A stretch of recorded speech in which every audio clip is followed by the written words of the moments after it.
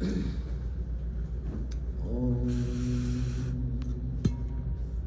Asato Ma Sangamaya Tamaso Ma Jyotirgamaya Mrityoma Amritangamaya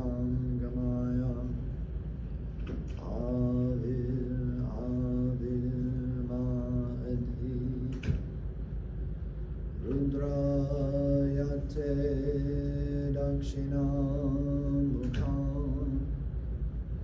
Te Namam Pahinityam Om Shanti Shanti Shanti. Lead us from the unreal to the real. Lead us from darkness unto light. Lead us from death to immortality. Reach us through and through ourselves, O Lord, and protect us evermore with your loving presence. Om. Peace, peace, peace. So, cozy and intimate group we have here today. My name, as I think everybody in the room knows, is Swami Arupeshananda, and the title of today's talk is Practical Detachment in Daily Life, drawing heavily on lessons from the Bhagavad Gita chapter 2. So that's pretty specific marching orders I was given. And I think, I guess we have midterms, that's one reason not so many people are here, but also I wonder how many people are aware of the value of detachment. I'm not sure that this is entirely clear to people, that detachment is something we should cultivate. What exactly does detachment mean? Well, I think that to talk about detachment, it might be a good idea to say what it isn't first. What detachment isn't is indifference. Those of you who have read the Bhagavad Gita know that this lesson in detachment that we are going to get is given on a battlefield in the middle of a war. The disciple Arjuna is on this battlefield between two armies, and he has something like a nervous breakdown where he decides he's not going to fight. He's going to quit. He's going to withdraw from this battle. Letting anything happen, win or lose, that is indifference. Just let it go, whoever wins, whatever. That's indifference. That's not fighting. And Sri Krishna condemns this, that this is below, it's beneath Arjuna. It is cowardly. Indifference is cowardly. And he says that Arjuna must fight, but he must fight with detachment.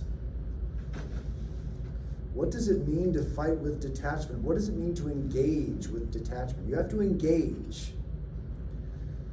To be indifferent is not to engage. This is not allowed, according to Sri Krishna. You must engage. The battle of life, you could call this. You must fight the battle of life. You can't just let it happen.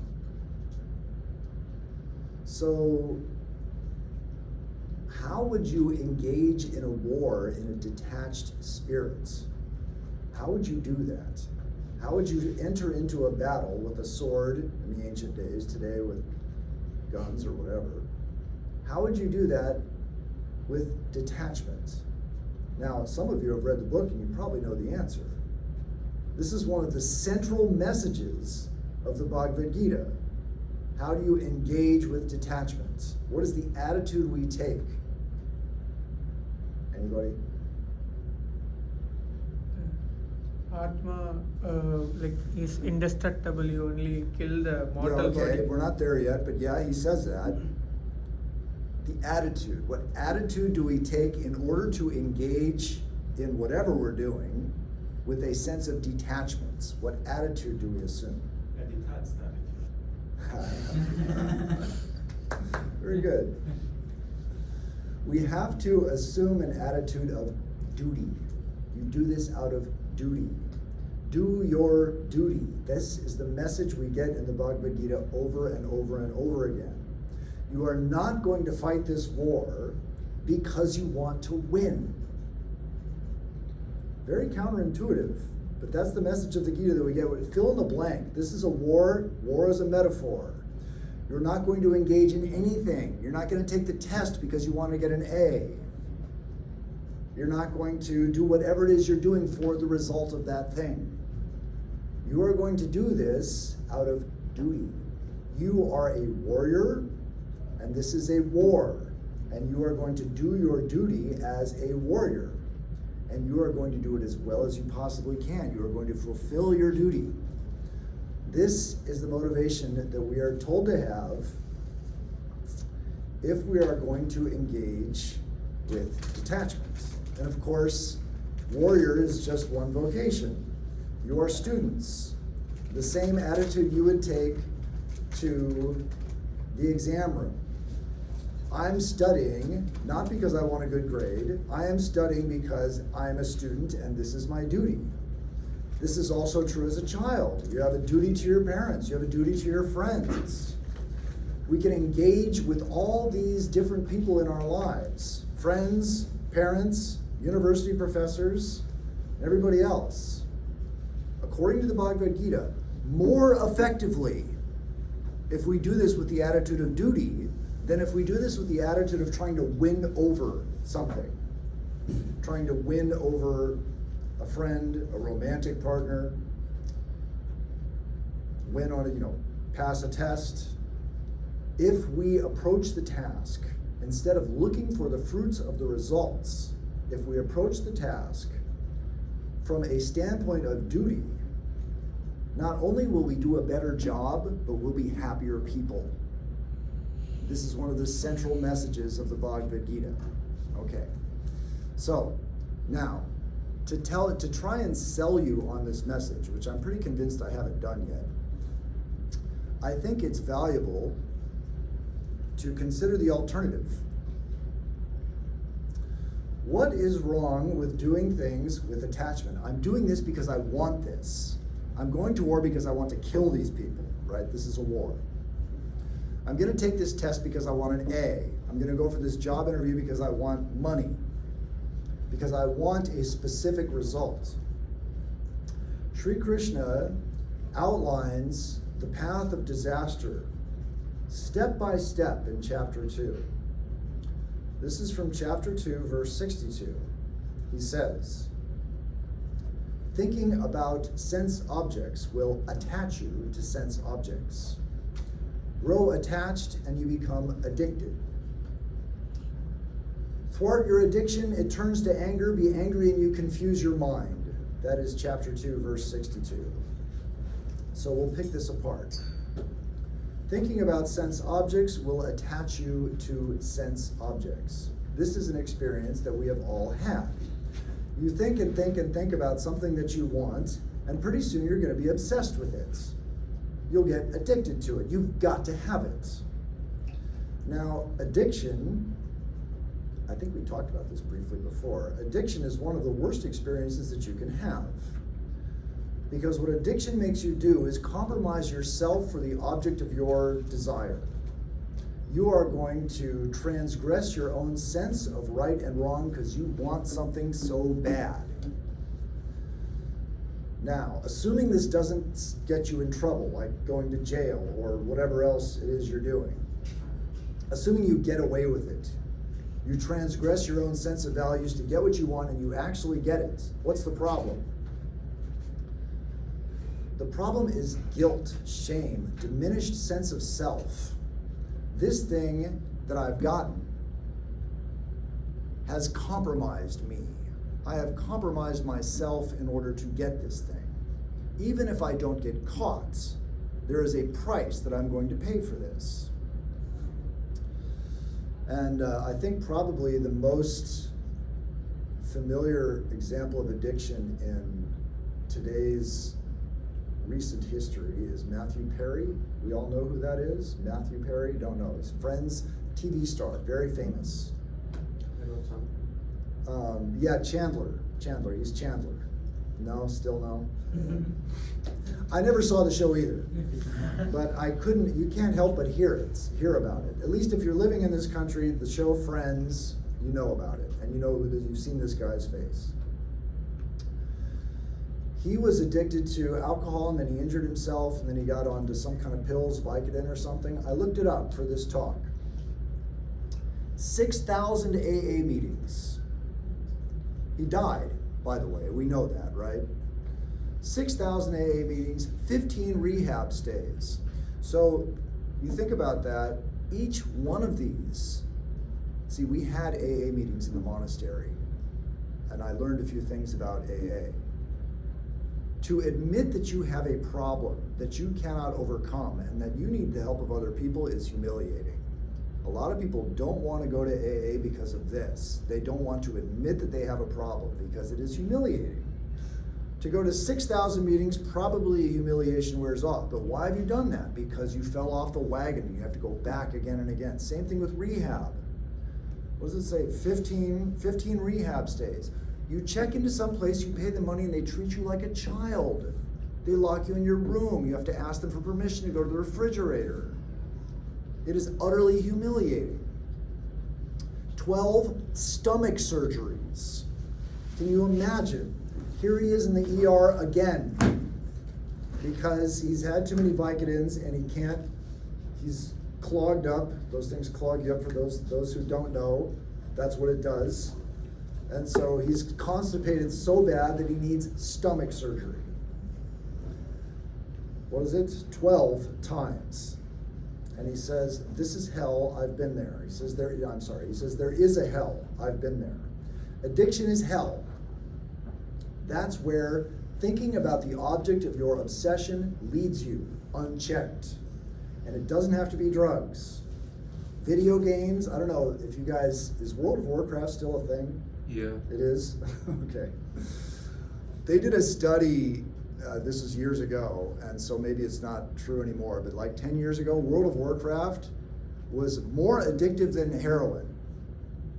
People would they'd lose their jobs, they'd ruin their marriages, and everything else playing this video game all night long. Video games, TikTok, scrolling. People, you get hooked on this. Gambling, you can get addicted to people. This is when things really get tragic. What does it mean when you get addicted to a person? This person has to behave just as it means you have to control this person. This person has to behave the way you want, they have to dress the way you want, especially if it's a romantic partner. If it's a friend, okay, you can be a little clingy, you can be a little entitled, you need to be reassured, you need your friend to tell you and reassure you that you have value and you're okay. Not many friends do that, but sometimes it happens. More common in romantic relationships. You have to control, you don't trust the other person. You can't let them out of your sights. They can't associate with everybody they want to. They have to associate with people that you approve of. They have to wear the clothes you approve of. All these things, we constrain these people, and of course, what do? We're so obsessed with them, we have to control them because we don't trust them or ourselves. And what do? Well, they break away from us, of course. The very thing that we're trying to prevent happens because we all want our freedom. Nobody wants to be locked up in a cage because he belongs to someone else. I mean, that's what's so scary about this romantic stuff, is that you've got this balance between desire and freedom. Yes, I have to control you, and yet at the same time, I've got to give you space. I've got to trust you enough to have some kind of independence. And yet there's part of my mind that is worried about what you're doing, who you're associating with, what you're wearing, what you're saying. Did you meet somebody new? All these things, these worries come into my mind. And if it goes unchecked, the object of our obsession, we just allow our minds to run after it. We get addicted to this person, and then what happens? They break the addiction. They break away from us because we're trying to control them too much. What does Sri Krishna say happens? The next part, he says, thwart your addiction, it turns to anger. This is chapter 2, verse 63. Thwart your addiction, it turns to anger. Be angry and you confuse your mind. Confuse your mind. You forget the lesson of experience. Forget the experience, you lose discrimination. Lose discrimination and you miss life's only purpose. These two verses, starting with thinking about it and then letting your mind obsess on it and just following his train of logic, it's like watching a ball bounce down a staircase. You just go down and down and down and down until you've missed life's only purpose, he says. So we can pick this apart too. This is another one, we can thank the tabloids for showing us examples of this stuff. Because there are people marching across the covers of the tabloids at the supermarket that are fulfilling these verses all the time. The one that was famous in my day, which probably, I'm curious, has anybody even heard of O.J. Simpson? You have, okay. You actually have, okay. He was like this football player. For those of you who don't know, he was this famous football player, running back, big, strong, of course, football player, big, strong guy. Handsome, charismatic, had some bit parts in movies. Killed his wife and an innocent waiter because of this. Allegedly. So you went through that. I don't think you're old enough for that. It was the trial of the century. It was on television. Exactly, that's why we still talk about it. I see. But you didn't see the trial. No. Okay. I was at UCLA, I was a grad student when the trial went on. My professor of quantum field theory didn't show up because he was home watching the verdict. He actually ditched class. It was that compelling. He went to school here. He won the Heisman. Yeah, right. He was a USC running back and he won the Heisman, that's right. I forgot that part. Anyway, he was obsessed with his ex-wife, Nicole Simpson, and he killed, allegedly, these two people, her and an innocent waiter. More recently, for those of you who have no idea who O.J. Simpson is, maybe you don't know this either, I don't know, but it's at least more recent. Joshua Stimson, Molly McLaren, is that familiar? Nobody knows that. Joshua Stimson, Molly McLaren. Anyway, same basic story. I didn't know that either. I picked this because I thought you guys would know this. I thought, I'm going to bring up O.J. Simpson. They're going to think this guy's some old fart. We don't know who he's talking about. So I'm going to look up somebody new so that they can relate to it. And now nobody knows who Joshua Stimson and Molly McLaren are. Not one person, you do. No, when is this from? 2018? You were here. You were aware of life in 2018. There was too much news going on then. Well, this was apparently a big thing on TikTok. I asked ChatGPT about this, and I thought for sure this was the thing to bring up. Anyway, same basic plot line. That he was nuts, obsessed, following her around, controlling her, making her, forbidding her from seeing certain people, taking pictures of her house and places that she didn't know. They were together for like 6 or 7 months or something, and then she dumped him because he was too controlling. He was too paranoid and addicted to her. That doesn't work. And so he stalked and met her at a gym, confronted her, and stabbed her in a parking lot 75 times. And now he's in jail for the rest of his life. So what does Sri Krishna say? Thwart your addiction, it turns to anger. Be angry and you confuse your mind. You lose your wits. You forget what's right and wrong. And you do something stupid like stab your ex-girlfriend without thinking, hey, maybe I'm gonna get caught and go to jail because you're not thinking anymore. That's what he says. Be angry and you confuse your mind. Means you lose your wits. And he says, confuse your mind, you forget the lesson of experience. Forget experience and you lose discrimination, and then your life is over. And now you see, the guy's in jail for the rest of his life. So this is why we started off with detachment. Why we want to do it, how you do it. And I thought, these people are not sold on the product. And so I would first talk about the converse, the antonym, I guess you could say, attachments. What's wrong with attachments? What's wrong with attachment? Left unchecked, it ruins your life. That's what's wrong with attachments. O.J. Simpson and Joshua Stimson, it's odd, their names are so similar, are very salient examples. And it all starts with unchecked thinking. We have desires that we want to go fulfill. And if we allow ourselves to dwell on those desires, we are asking for trouble. So, the next question, how do we avoid this? Oh, and I forgot to sum up the other part I said, which is, now that hopefully you're a little bit more sold on this practice of detachment, how do you do it as a practical matter? What I said in the beginning, I asked you, and some of you weren't here, so I'll repeat it. You approach whatever your job is with Arjuna. He's a warrior. This is a war. He's supposed to kill people with detachments. How does he do that? He does that by assuming an attitude of duty. You are a warrior. This is a war. You do your duty and you do it well. You don't do it because you want to kill these people. You do it because you are a warrior and this is your duty. And that expands, I'll get to you. That expands the students.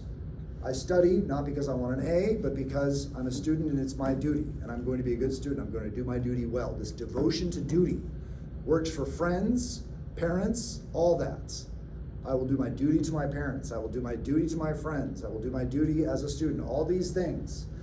What Sri Krishna says in the Gita over and over and over again is that you will do your work better and you will be happier doing it with this attitude.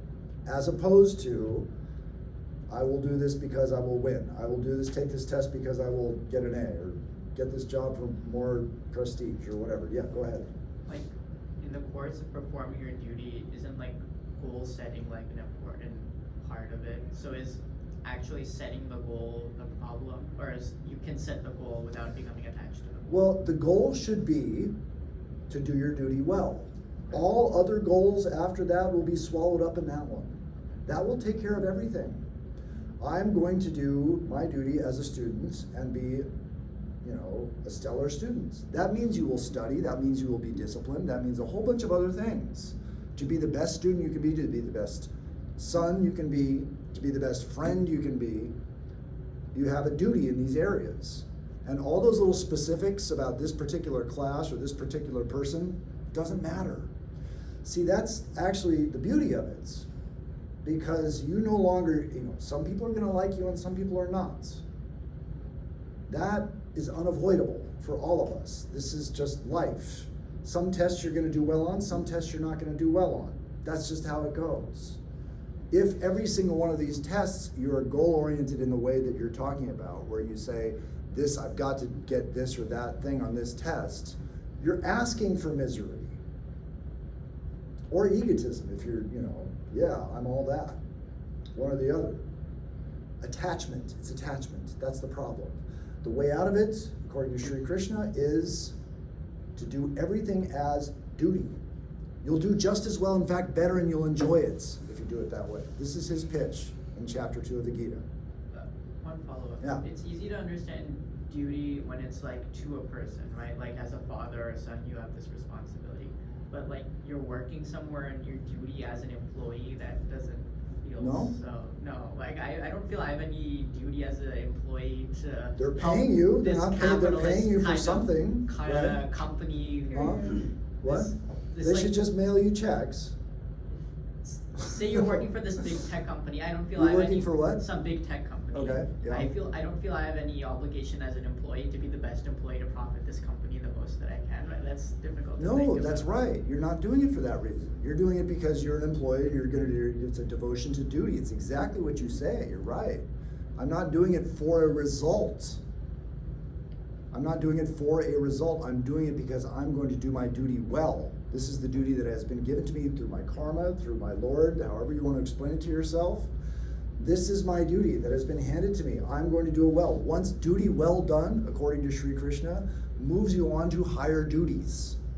So if you are cynical about your job, this company sucks, and I'm doing this job, but I don't really believe what they're doing, and so I'm gonna maybe do either shoddy work or maybe I'll sabotage what they're doing.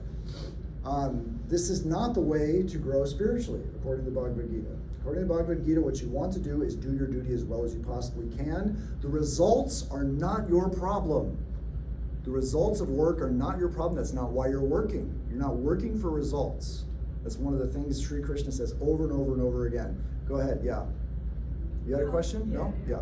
How do you know what your duty is to, like, say, like, your parents, your siblings? Because I feel like for me, it's like, I have a big family, and I feel very obligated in a way to ensure, or like to make sure that I do my best to, because I'm like kind of like the oldest in my family, so like I want my younger siblings to see me as like a good role model or to guide them. Sounds like you have a pretty clear idea of what your duty is. Yeah, but Yeah. like I think at times like my problem is I berate myself when I feel like I'm not doing these duties well. Like for example, like I have very high standards for myself, and when I fall short because I'm human, I kind of like I just become non-accepting of myself, and that leads to, I guess, like more suffering. So it doesn't like Well, see, one of the things we have that he says, let's see, did I bring that one here? Being established in yoga, O Arjuna, perform your actions, casting off attachment and remaining even-minded in both success and failure. It is this even-mindedness that is yoga. So if we are getting upset about our performance in some capacity, we are attached to the results. That's basically it. I should be something.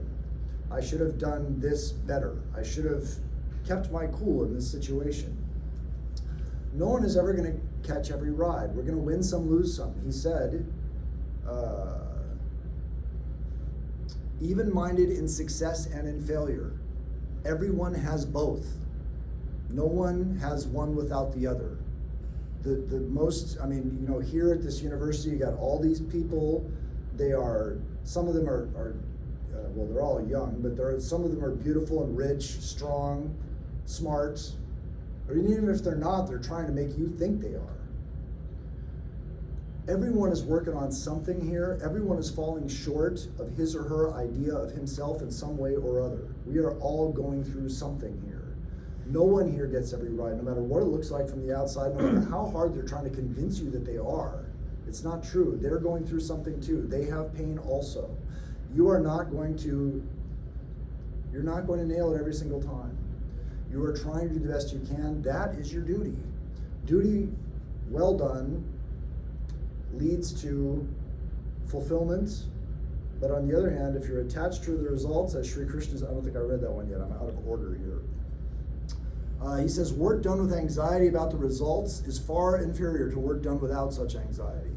This is true, that's what, 249. This is true both from a practical standpoint, that is, the work itself is better, and it's also true from a psychological standpoint. We are much happier if we do work without anxiety about the results. I remember this was in the monastery. I was in Orange County Monastery, and one of the older monks there was, he was born in the 20s, so he's radio days generation. There was no TV. He grew up listening to the radio. And he used to listen to this show called Car Talk, which I've never heard, but it's not hard to guess what it's about. These two guys, apparently on this show, they would take calls and talk to people. They knew everything about every car. Everything you could ask, every question that anybody asked about any car, they knew the answer to this question, whatever it was, whether it was mechanical or resale value or anything else in between. And he said, how can these guys possibly know all this stuff? How can they know every single thing about every single car? The answer is that they love what they do. They love cars. If you asked me to know every single thing about every single car, I would fail miserably. I couldn't do it because I don't love cars. Do your duty. Devotion to duty. Have devotion to your duty. Love what you do. If you can love what you do, you will be free from this anxiety about results, and you will do the work so much better. You're taking a chemistry class, I'll get to you. You're taking a chemistry class, and you have a test coming up. If you can find something interesting, people have been studying chemistry for thousands of years, there must be something there. Find something interesting. You will learn it better than if you're just trying to pass a test. Try to love what you do. Try to be devoted to your duty. Try to love being a student. Try to love being a good student. Yeah. I just feel like it's a little unrealistic, like kind of what Aman was saying, like if you are in this job because you need to pay your bills and things like that, and like I would love to be an influencer, but like that's not gonna happen for me. So I just feel like it's a little unrealistic. I think that there are probably other ways that you could apply what you're saying, like I love my children so I go to work for my children, but I just feel like loving what you do, and in that way I also feel like that's an attachment too. I feel like you should just love your to duty. work out of love, and it's not loving so much what you do as loving your duty, being devoted to your duty. And I understand what both of you are saying. It's basically the same thing, which is that this is difficult. What comes naturally to us is working for money, working for an objective, striving for an objective. I'm doing this because I want this. That's what everyone does. That's what we all do. We do something because we want something. To do something because you want to have this devotion to duty, it's an abstraction that we're not used to. I've got 4 hands up here. So you guys have got some objections here now. You guys already had your chance. You go ahead. What is it? Yeah, so my point was you don't necessarily need to love what you do. It In the helps. sense that- yeah, it helps, but then you do it because it's your duty. Like Love because your duty. Yeah, love fades. Love your right? duty. Have devotion to duty. If you have devotion to duty, you'll do it better. Yeah. I mean, love fades. Not the thing in particular, but your duty. Be Yeah. devoted to your duty. Right. Yeah. Anyway. Uh-huh. No, I was just saying love fades, but then your ideal about you doing the duty for the sake of the duty, that Right. will sustain forever. Well, also, another method that I didn't bring up is to do these things. If you can't love what you do, what you can do is make your duty an offering, your work an offering to the Lord. That's another option that Sri Krishna gives. If you really can't stand chemistry or whatever else, Lord, I'm doing this for you. That's another out. You know, if you don't want to be a chemist, for example. You want to be a good student, but you really don't like chemistry. Well, surrender the results of this activity to God. Sri Krishna says that again also in Gita. That's another option. I had one over here. Yeah. There's 2 behind you. Yeah. Me? Yeah. This kind of pivots, but how would you make like a difficult decision without being attached to the result? Like, Yeah, how? It's I mean, in other words, what you are asking is how do you cultivate this idea of duty? like how do you choose your duty if like sometimes they like conflict with each other? Like, for example, if you're presented with like 2 job opportunities and one of them serves yourself more, but one of them is closer to home, it's like how do you choose? Well, one of them satisfies a duty to your parents and the other one doesn't. But Right. the other one satisfies like a duty to like yourself and like your passions and like your duty as like an employee, I guess, or Well, your employee duty you can get with any job, right? yeah. But it's So- If you love the other position more, yeah. Yeah. Like you love. So what you're you doing. love the position. you love the position more that's away from home, but then Uh-huh. you also love your parents. So then how do you like make that sort of difficult decision without being attached to the When in doubt, results? if you want to do the spiritual thing, you take the unselfish path. You take the path of self-sacrifice. That is how to avoid anxiety. I did this for you. If you do it for yourself, generally speaking, in the long run, you're going to be more unhappy about it. Okay. But It's just, they're like sprouting like mushrooms. Yeah. My turn? Wait, is she done? Are you finished? well, I don't like that was an example. But, Uh-huh. like I'm not so like focused on like the choosing yourself and stuff like that. Like it could also be like 2 decisions that serve other people as well, but serve different people.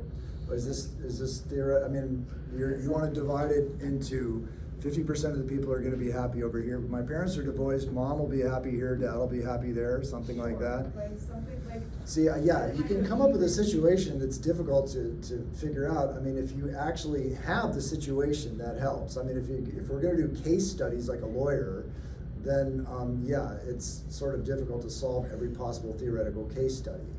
But I think if we follow our hearts and try to be the best fill in the blank that we can be. Now, when does being a good student conflict with being a good daughter, for example? Well, you know, these things get sticky. Handle it as best you can. When in doubt, be unselfish. When in doubt, sacrifice yourself for the other. That is, generally speaking, the spiritual answer. Okay, there was one in the back. Yeah. Yeah. I guess I have two things. One connecting to that point. I thought that was interesting, or the notion that the spiritual path is more so on the side of self-sacrifice. I do understand that, and the notion of like doing things outside of yourself, because with the self you might have motivations that are driven by ego. Maybe you want that larger job, but a summer, with this hypothetical, a summer closer to home could be more. There's actually a very specific reason why you act unselfishly to be more spiritual. Yeah. That's kind of your question? Or no, that's not. Go ahead, finish. Yeah, sure. Not necessarily a question, I just thought it was interesting, because in my mind, I think a theme in my life recently has been how, you know, sometimes being more selfish on the side of not people pleasing and waning to the wants and needs of others can serve your growth. Okay, And so I well think that's, that was yeah, that's a little different, right? Okay. You don't Yeah. want to transgress your own sense of values. That's Right. something else. Okay? No, what I'm talking about with her is sacrificing what you want for what someone else wants. That is acting on what I would say, and again, you can come up with perverse case studies where it gets weird, but in general, to try and act in that unselfish manner, why? Why do we do that? The reason we do that is because, according to, actually I don't remember which Upanishad it is, but I think it's Brihadaranyaka, maybe one of you guys knows it. Sarvam Kalvidam Brahma, all there is one. All this is Brahman. There is one self. And when you act for this little individual self, you're acting on behalf of this body. But what the Upanishad says also is, I am Atma Brahma. This self is verily Brahman. The true self, that sense of persistency that we have. I mean, if you think about it, what can you point that at? You say, I am I. You look at a picture of yourself as a baby, and you say, that's me. What part of that picture is you? The body's completely changed, the mind is completely changed, and yet there's some sense of persistent self. That persistent sense of self, according to Hindu thinking, is Atman. And this Atman, that sense of self, is all-pervading. There is one Atman, not I have one and you have one. There is one self. So when you act what we call unselfishly, means not on behalf of this body-mind complex, more on behalf of the collective good. We are acting more in conjunction with our idea of this greater sense of self, which brings us closer to contact with it, okay? So the idea is it's expansive. To act unselfishly is expanding. It expands our sense of self, makes us bigger, better people. That's why we act unselfishly, when in doubt. Okay, yeah, I know. But see, these other people, then you're next. Yeah, okay. Oh, you had two. Okay, go ahead. Okay. Thank you. So yes, second part was, on the topic of like detachment, right? Like, I feel like I've also been practicing sitting back more and again being devoted to my duties familially, academically, spiritually. But I have a question about like,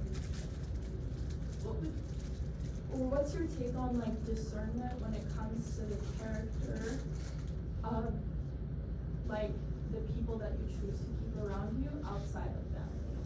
Because I find that obviously we're in a college environment, meeting a lot of people, also vis-a-vis meeting a lot of people, you're in circles with people that you don't really know and people that you know, etc. Right? And I think my philosophy as a priestess has been, you can only control yourself, and so I do my best, and like in more modern lingo, like sit back and observe, right? And the way people come towards you is how they're choosing to come towards you, and you can discern based on that whether but I would say, yeah, I think I just want to hear your thoughts on like discernment when it comes to perhaps seeing like inconsistencies or like obviously everyone is not perfect, but like faults or things I mean, it different- talks. Are you talking about like trust and personal protection? Is that what you're talking about? Yeah, like in terms of like having different maybe like moral or philosophical, having different moral, philosophical and spiritual virtues or alignments, but still obviously still validating someone. Yeah, but, I like, mean, different, you know, like, as long as they're not, as long as you don't feel like this person is making me nervous and uncomfortable, Mhm. you know, they're not a stalker or something like that, number one. Number two, they're not encouraging me to transgress my value system, then you can learn something from them, Mhm. you know? I mean, they don't have to agree with you politically or spiritually or any of those things, but I mean, on the other hand, if you don't feel threatened and you don't feel compromised, then probably you'll learn something. But you know, this is also an affair of the hearts. Mhm. These things can't always be perfectly explained rationally, and sometimes you get a funny feeling about something, and yeah, generally you gotta go with your gut. That's my feeling. Anyway, yeah, go ahead. And then you're next, I promise, yeah. So, Swamiji, why the sense of duty is not being the driving force? Why what? Why sense of duty is not being the driving force while comparing with the results? For example, if I plan to read, just to read as a duty is not more intense than if I read to get job or to earn money is more intense. For example, if I have love for chemistry, I might think, okay, let me read tomorrow or in the weekend. But if I know that if I don't read, I might fail and I might not able to get job, it's gonna be more driving force and making me to sit and read immediately. Well, okay, but again, you don't want to do that. What you want to do is you want to read and study because you're a student and you're doing your duty. That's what you want to do. So I mean, if you're going to say I'm going to put it off to the weekend because I'm going to go to the movies, that's not your duty as a student, right? What you want to do is fulfill your duty and station in life. This is the lesson of the Bhagavad Gita over and over and over again. Your duty and station of life have been given to you by your karma and your Lord. And you are supposed to fulfill these things to the best of your ability in order to continue on and upward in your spiritual growth. And so, you know, whether or not you have an exam next week or whatever, you have to do your duty as a student. And so that generally means, I hate to say it, don't go out and party. Most of the time it means that. I mean, you have friends and you can balance these things as best you can, but your duty as a student is not to go out and have fun. It isn't. You know, I'm sorry, and I know you're all going to compromise that at least a little because you're going to have fun, but that's not your duty as a student. So there are other duties. You got duties to friends, you got duties to parents. I mean, it's not all in the library all day and all night, every day and every night. But as a student, your duty is to study. But what I'm trying to say, like if I have planned to read just to read as a duty, it's not going to be that intense or that focused. But See, yeah, I don't agree with that. We're back to the car talk experience. If I had to memorize all the car talk because I had a test on Monday, I would fail miserably. The way to know everything about a car is to love cars, to love your duty. That's how to do it. Even Mozart, I got a Mozart quote here I thought was pretty cool. What did he say? Neither a lofty degree of intelligence nor imagination nor both together go to the making of genius. Love, love, love. That is the soul of genius. This is Mozart, obviously a musical genius. They say he could play every single instrument in the orchestra except the standing harp. Every single instrument in the orchestra except the standing harp. He died at 35. I took 10 years of violin lessons. I still couldn't play the violin after 10 years. This guy could play every single thing in the orchestra. Anyway, love, he says, is the secret. Okay, finally you. I'm sorry. Malini. Malini. Oh, Malini. What was my question? Make them wait long enough. I'm and sorry. That solves the problem. No, I'm sorry. The next person can go and I'll Okay, yeah. think about my question. Is there a duty to yourself, or what's the duty to yourself? Yeah, To God? absolutely. You know, you want to be what you aspire to be. You want to, you know, when you will, you say, I'm not going to eat any more potato chips, for example. Okay, I've had enough potato chips today. I don't want to have any more. Then you want to be true to yourself. You want to obey your intelligent will. The intelligent will says you've had enough potato chips. The intelligent will says stop obsessing about this video game or this guy or this test or whatever it is. You want to be able to obey that intelligent will. That's really what we want. That's the duty to ourselves. It says this is right and this is wrong. You want to pick the right. Sometimes the wrong just pulls us, it compels us. So yeah, that's our duty to ourselves, is to stay within our ethical boundaries, whatever they are. Yeah. This will give us a clear conscience and we'll be happier. Okay, I don't know, it was a tie.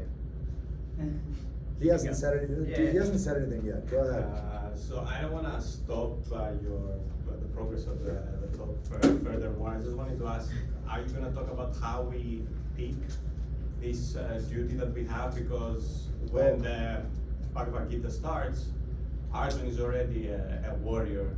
So it presupposes that you have picked your duty and now you need to fulfill it. Well, you have to remember ancient India, and even in some extent modern India, he didn't pick being a warrior. It was the warrior castes. Caste is a kind of hereditary trade guild, you could say, in ancient India. And not only that, but, did I get that wrong? Yeah, it would be Varna Vyavastha. Huh? It would be Varna Vyavastha, not caste. Caste is an incorrect translation. Okay, fair enough. Yeah. But he was born into it, he didn't have a choice. And not only did he not have a choice about being a warrior, what? No, again wrong. Yeah, wrong in the sense that a lot of our texts show that like people do have choice. Like Parshurama was born a Brahmana, but then his calling was a Kshatriya. And Okay, I've never heard Arjuna choosing to be a warrior.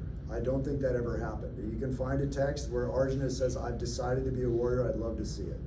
My understanding is that he's born to be a warrior, and this choice was not given to him.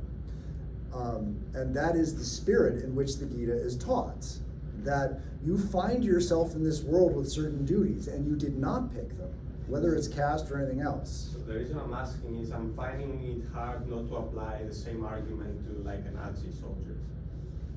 Yeah, and they made that argument, right?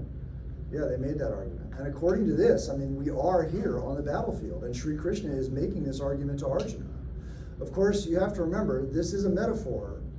I mean, for our lives, again, we're getting into like case studies and stuff, and what would you do if you were in this or that case? But for us, the Bhagavad Gita is a metaphor for life. And the war on the Bhagavad Gita battlefield is our experience in this world. We have to fight. We have to fight for a career, we have to fight for our friends, we have to fight for our lovers, we have to fight for our jobs, we have to fight for our tests. Fights. We come in this world fighting.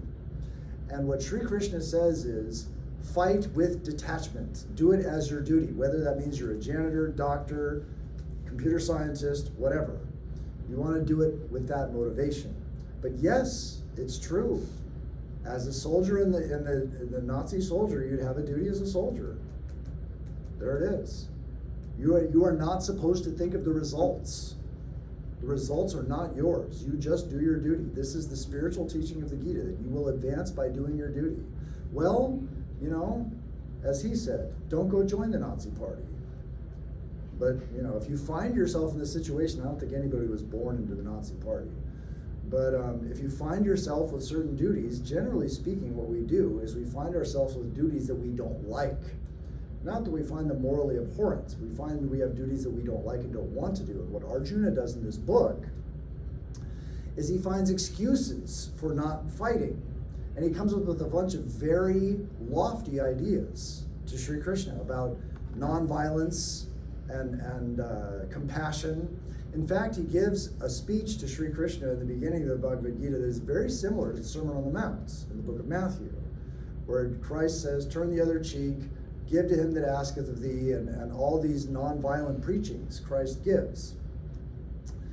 And Arjuna gives this speech very similar to Sri Krishna, who does not tell him, oh wow, you're so spiritual, Arjuna. He says, you're a coward. He says, go out there and fight.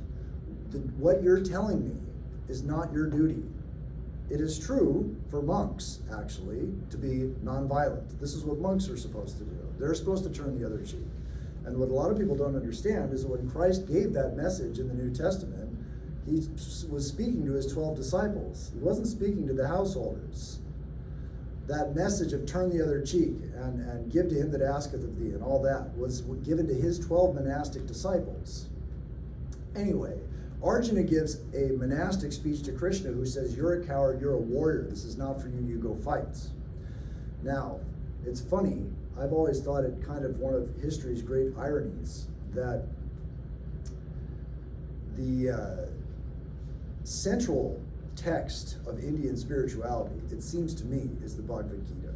I mean, you read any Hindu, whatever other books they read, there are so many of them, they will have read the Bhagavad Gita. And one of the central messages, the first thing Sri Krishna says in the book is stand up and fight. Go out there and fight. And what has happened to India for thousands of years? They have turned the other cheek. They have done what Christ said in the New Testament. And one country after another has rolled over them. And what happened with Christianity? Christ, one of the central messages, turn the other cheek. Give to him that asketh of thee. And resist not evil. He says all these things. And what have the Christian nations done? They have taken up the sword and gone on crusades and killed in the name of Christ. These are some of the most amazing ironies that I think are recorded in the history of world religions, is that each civilization goes and does the exact opposite of what their prophet tells them to do. Anyway, that's a non sequitur. Go ahead. Yeah. So I would like to counter his point about the Nazi party. Oh, okay. I think there's a very good example from Itihasa, which is Ramayana, where Vibhishana decided. Example from what? Itihasa. Okay. Itihasa, which is Ramayana, where Vibhishana decided to leave Ravana's side, because I think the central message even in Vedanta is that do your duties, but then everyone has this antakarna in the sense this thing which, I don't know, some people call it internal monologue or internal dialogue, whatever. Mm-hmm. So that always points to the truth, that always points to the right thing. So even when somebody is doing something wrong, that small voice will tell them this is wrong what you're doing. The problem with Arjuna, and this is the problem that we all face in the beginning of the book, is that you don't always hear it. You don't always know what that voice is saying. Arjuna is bewildered in the beginning of the book. He's got an inner dialogue going on and he doesn't know which side to take. This is something that we find happening to us in our lives quite a bit. We have some which way is right and which way is wrong. He's got this exact problem. And if you remember, how they picked the warriors in this battle is kind of like when we were in elementary school and you choose football teams. They would, they would send out emissaries to the various kingdoms, and whichever emissary got to you first, you had to fight on his side of the battle. So in other words, you had a lineup of people on the other side of the war that were your friends and relatives because the emissaries of the enemy king got there first. It's like picking, when you line up both sides of a football team and you pick the members on each side. Well, some of your friends are on the opposing team. And this is how they picked armies in ancient India. And so Arjuna has a legitimate point. Hey, that's my uncle Bhishma and Drona over there. I don't want to kill them. And yet, Krishna says, it is your duty to do this. Arjuna's inner dialogue is legitimately nebulous. He has some legitimate qualms. And Krishna says the path forward for spiritual growth is to do your duty with detachment. To do your duty because you are a warrior. That is the path that's given in the Gita. And don't join the Nazis. Yeah. Coming back to the employee thing, I think you keep saying do it with your sense of duty in mind. But in order for that to happen, there needs to be evoked a sense of duty in the first place. I feel like for example, as a warrior, it feels like it's much easier for that sense of duty to come because there feels like there's some kind of responsibility not only to yourself but to all the people that you're protecting. So that sense of duty is more obvious. But I just confounded it all, right? Because remember, he's got his beloved teacher Bhishma and Drona on the other side of the war. Clearly, he would think just the opposite. This is my grandsire Bhishma, and now I'm supposed to go kill him. And it's all because of this more or less arbitrary set of rules where this king got to his camp first, and now he's on the other side of the war, and he's going to do his duty, and I'm going to do mine, and one of us is going to kill each other. So, I mean, that it's not that cut and dry, right? So simply because he was put into that situation, now he has a duty to kind of see it through and do it well. That's right. That's right. That is the teaching. That's the teaching, is that you are supposed to do your duty. The point is that I think they have been wrong, and these people who are on the other side have taken the choice of being on the wrong Okay, side. yeah, So they have already taken a right, stance. but yes, okay. There's Just- clearly, and this is another point that comes in the Bhagavad Gita, where Krishna goes and tries to tell Duryodhana that this is wrong. What you're doing is wrong. You shouldn't do this. He does that. On the other hand, once the sides are picked, Yeah. you have your duty as a warrior to fight. That's your duty. But yes, there is a right and a wrong in the book, clearly.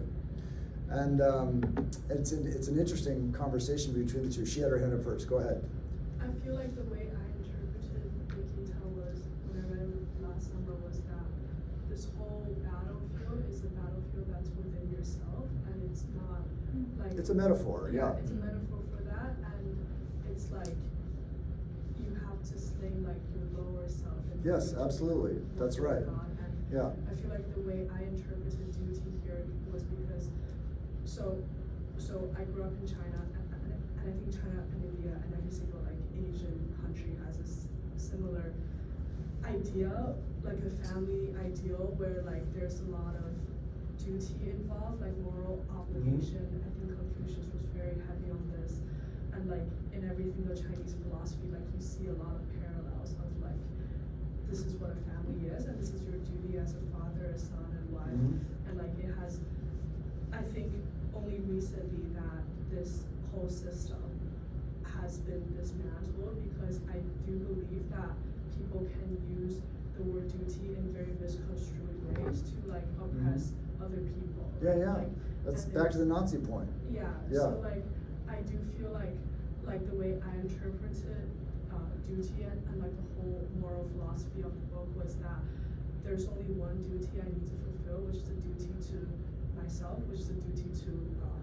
And like this duty is the only duty I ever pursue in my life, which is to be the most aligned, like true, authentic, real self that I can be, and to be the highest self that I can be. Yeah, and I agree with that. What the Gita is saying is that your duty, yes, your duty is to God, and you do your duty as an offering to God, if you have that attitude.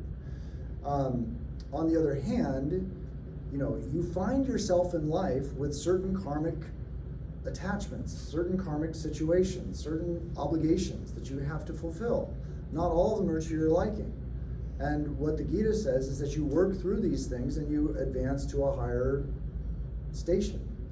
Now, back to your initial points, which is that yes, this whole battlefield is a metaphor for the mind. That's really what this is about. This isn't about going to war. It's not about Nazis. It's not about any of that stuff. What this is really about is meditation. And it's about winning the battle of your mind. And all those things I said in the beginning about allowing your mind to obsess over people or drugs or video games or anything else, that's the battle that we're fighting. All these other things are sort of interesting case studies where you can get tripped up on which way should I turn if I was here or there doing this or that. But that battle for the mind, who are the Pandava brothers? They are your 5 good samskaras, your 5 good tendencies. Who are the Kauravas? They are your 100 evil tendencies. You are hopelessly outgunned in this battle. You sit down and try and meditate and control your mind, and you realize, as Arjuna will later on in the book, this is hopeless. You've got no chance of doing this. And you start thinking that some of your bad habits are actually good and noble and should be preserved. You start deluding yourself, just like Arjuna does in the battlefield. The whole thing is a metaphor for meditation and personal growth. That's really what it's about. All these other things about external life, what he's talking about in chapter 2 is really about how to approach our lives in this world without getting too obsessed with what we're doing. We don't want to get obsessed with our friendships. We don't want to get obsessed with our partners. We don't want to get obsessed with our school, our job, any of these things. And when we start finding ourselves getting obsessed and attached to these things that are making us miserable, then we have to remember, I'm doing this either, two choices, I'm doing this because this is my duty and I'm devoted to duty, or I'm doing this because I'm offering this to God, I'm offering this to the Lord. This is a work that I'm doing I'm going to surrender the fruits of this, I'm going to study for this chemistry exam or whatever, and I'm surrendering the fruits of this chemistry exam to God, because this is really for you, Lord. That's the devotional temperaments. The karma yogi is more, I'm devoted to duty. That's more of a karma yogi approach. The devotional bhakti yogi, he's more, Lord, I'm doing this for you. I'm doing this with my heart united to you. And initially, before you start doing whatever you're doing, then you take a minute to try and align your hearts with God, and then undertake whatever it is. And then when you're done, you offer the fruits of that to God. That's the devotee's standpoint. Yeah, he had his hand up first. Yeah, I agree with whatever you're saying, but I'm not really sure.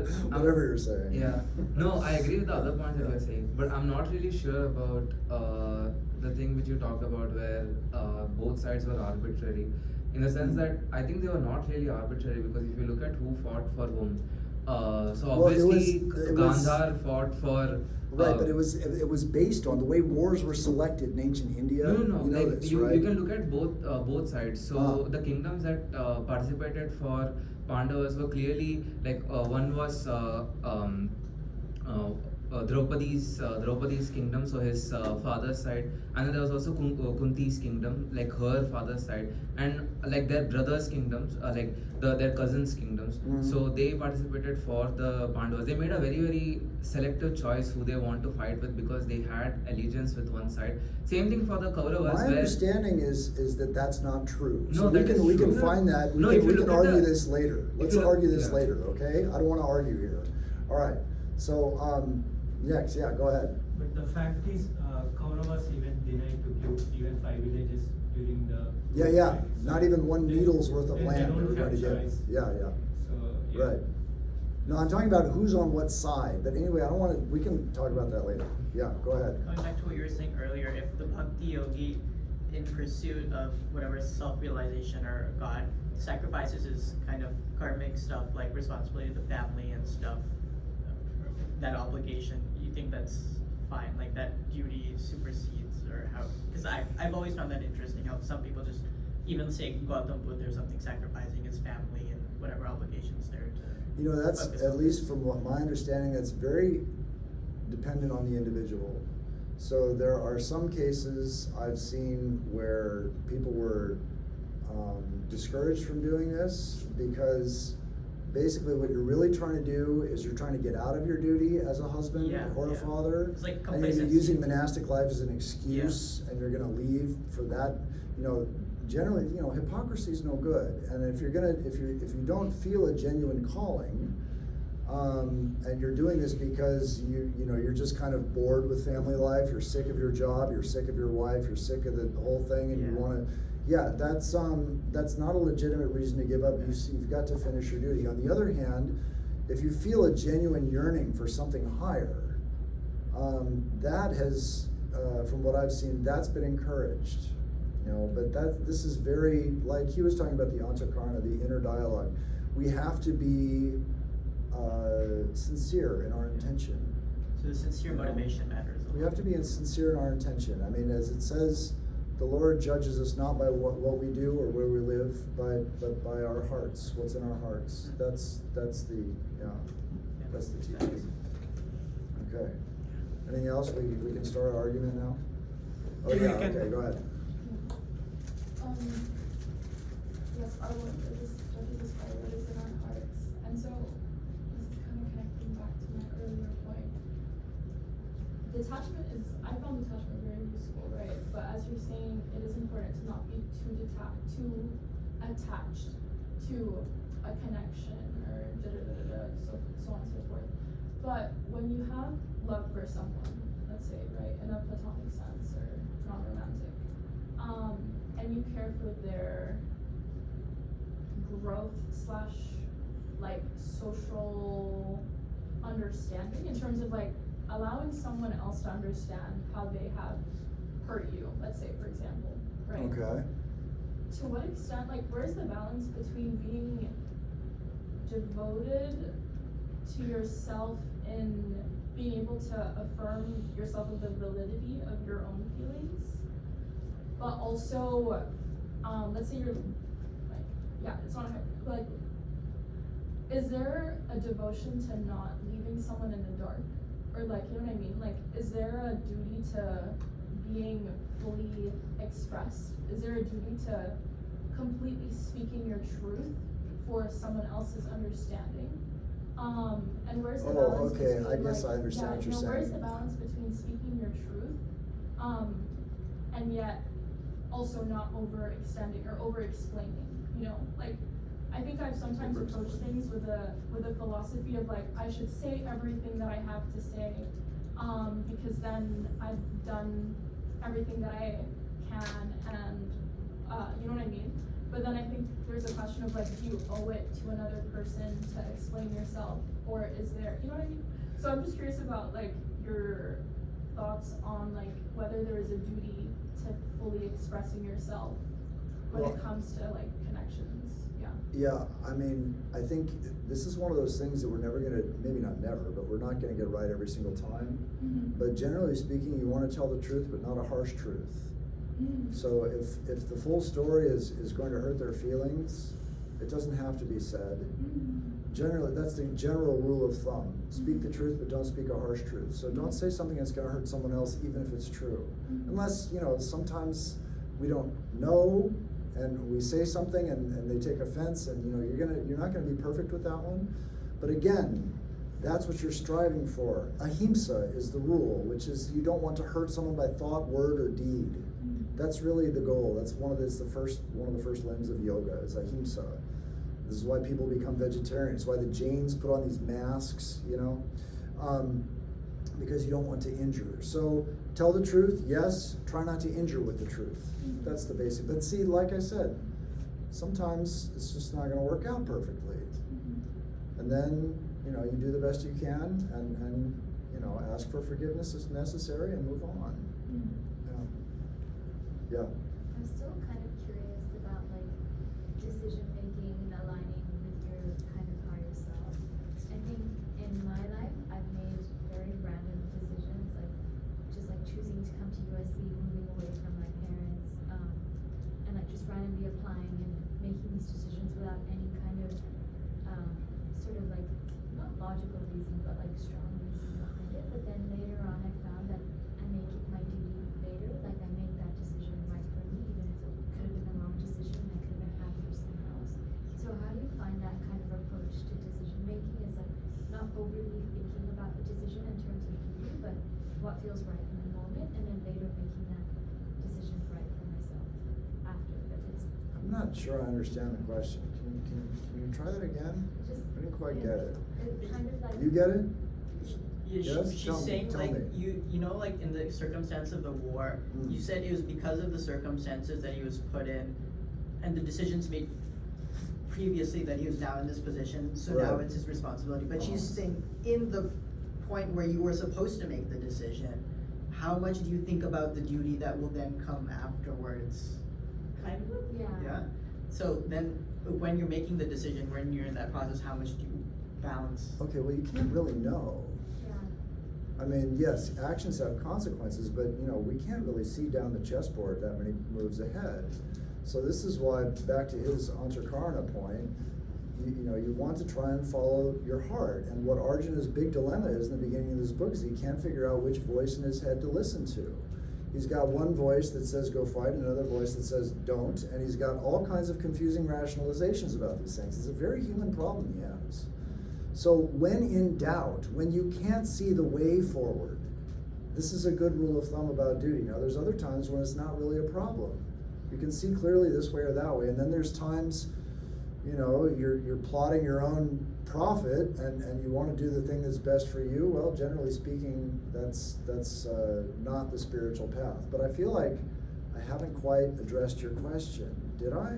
No, it makes sense. Okay, I just alright. feel like one thing about me is I struggle to make decisions. Like Right, you're Arjuna. We all are Yeah. at some time or another, yeah. So I don't know which one would like align with my higher path better. But Well, there's, you know, rules of thumb. Yeah. When in doubt, be unselfish. When in doubt, sacrifice yourself. Don't transgress your set of moral boundaries, your ethical boundaries. As far as the next duty and the one after that and the one after that, you don't really know. I mean, some idea of surrendering this to God is also very helpful. I'm surrendering this choice to you, Lord, praying for guidance. I haven't talked about it much tonight, but prayer I find very beneficial in these situations, to try and sit quietly and actually make some effort to discern within, valuable.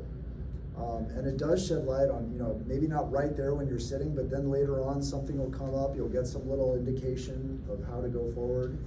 Because the way forward is not clear to us a lot of the time. And prayer is very beneficial. Had it? We're out of time? Okay.